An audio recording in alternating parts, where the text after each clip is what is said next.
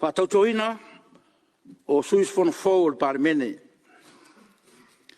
A ole iafio mai suis fono fōu le Palemene I luma lau lau mo le tautonga o te vala au atu ina I o tau tutulai a o whaitawina le tulafono le titi o ami o tau loa wha Palemene.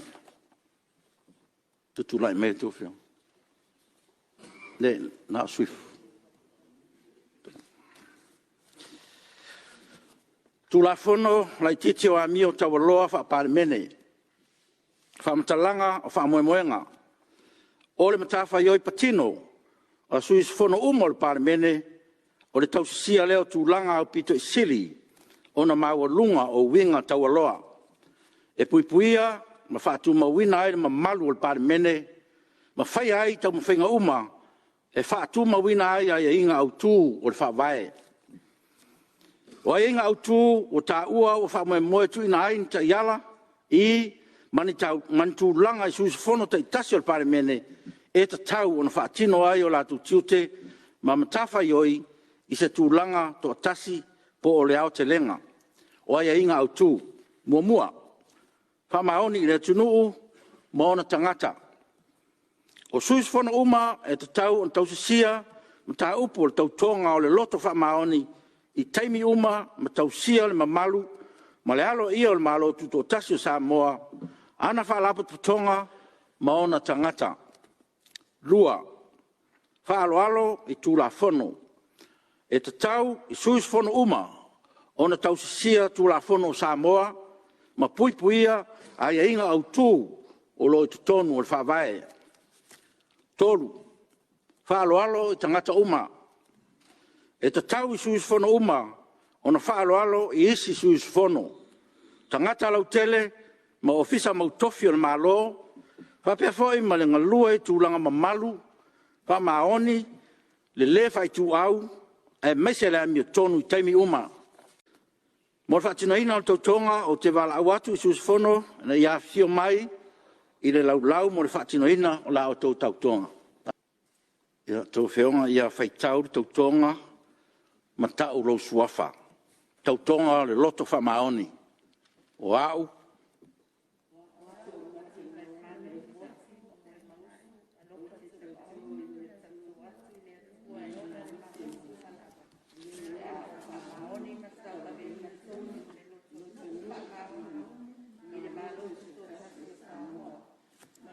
O whaasau uina, male te tau wai, male wha maoni, I o tiuti. E abe ai o se sui o sufono le Palemene o Samoa. I e fisoa soani mai le atua I a te. ia, saino tu ano.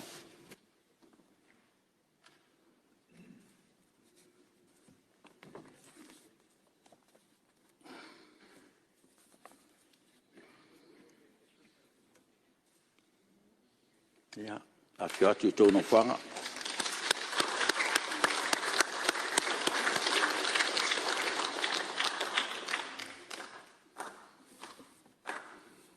Ia, malo whawhatai, o leua mautu, lea vaenga, tāua. Ia, o tātou Palemene nei tai au. Ia, o tō mamana. Tūrei me lau whionga Tama'ita'i Palemene.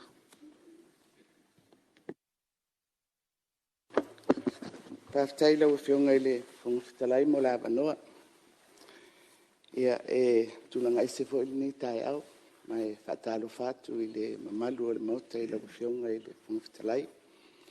Whapea I sui mamalu. Tainane le tapua inga a inga o wō ma au mea mai. A sui whaipule Tama'ita'i ua whatautoina ni tai au. Tātou whatasi fo I ma le vaenga o le au whinga luenga le malo. O lo whapea na langolango I le ngā luenga le Palemene. Lau whionga le whangawhitalai. Sa o manatu e fia whaisina upu. Ona e tūlanga ise fo I nei tai au. I le whatautoina o whionga I Tama'ita'i whaipule. Whionga I ali I malemanu. Le whionga I a whaanga se ali. Ia whapele sunga I a tomata. E au lava o na whao atu. Se upu e whai aia o masui o la mauta. I le whiola o whionga I le whangwhitalai. tainane le nofua tofi I tu malo o sui filifilia. Tātou te tofulangona le nganga whaftai, ono ua taulau o le whaamoemoe, e whaatoa ma whaamaliaina le tū la fono, e tusa ma sui filifilia mo le mauta o Samoa. Ai maise le vaenga o lo tautalangia, le whaamautuina o sui Tama'ita'i, I te tonu o le mauta. O le tātou te iloa e le I whaingofie, le tauasa mai o nei sui. Ma uawea fo I le vaenga o le tū la fono walangalanga ai upu whai o le tunu. Ia ma whaalia fo I e manatu o vaenga ese. Ai peitai. O le nganga lava ia o le tū la fono. Ina ia whaamautinoa le leo o lea I tu vai o le tunu, I tu tonu o whai. Mai o te moli atu ai le whaamalo, ia tō whionga I Tama'ita'i whaipule filifilia. Malo le tau atai, ia malo fo I le onsa. A le ua tuta lo tau sa a whio maia, tala mai au, tātou ngā lurue whaatasi, a wā se manuia o le tātou atunu. Ua whionga I le whongwhitalai. O le tūlai mai o Tama'ita'i nei o le whionga iari manu e le whau mauta. Sa tūlai mai o ia I le nofua inga taluai. Ma sa ia tau aveina fo I se tasi o tofi tāua I te tono o le Palemene. O le avea lea ma taitai Fono. O le komiti o tupe. O le afio mai o whaanga se ali, ma le sunga I ato mata. Ia e fau I lo tātou mauta. Ai maolunga le whaamoemoe. O le a whaaupopoina, le loto, ma le tāua o le whaitoa wha, ma le whaiuta ale nei mauta. E tau wala I le sao mai o tātou uso ua whaaupopo mai nei tai au. Lau whionga le whangwhitalai. O le lona lua ai le nei o no fuainga, ua whaonga ai, vaenga o le tūla fono, e whaamautino ai, le iai o sui Tama'ita'i tono le mauta le nei. I le no fuainga po le paia inga sifulu ono, na tūla I mai ai, I le sui Tama'ita'i e tō tasi. Le whionga I a whaulsa. O le nei no fuainga, o lea ua pale mai I le tōtolu.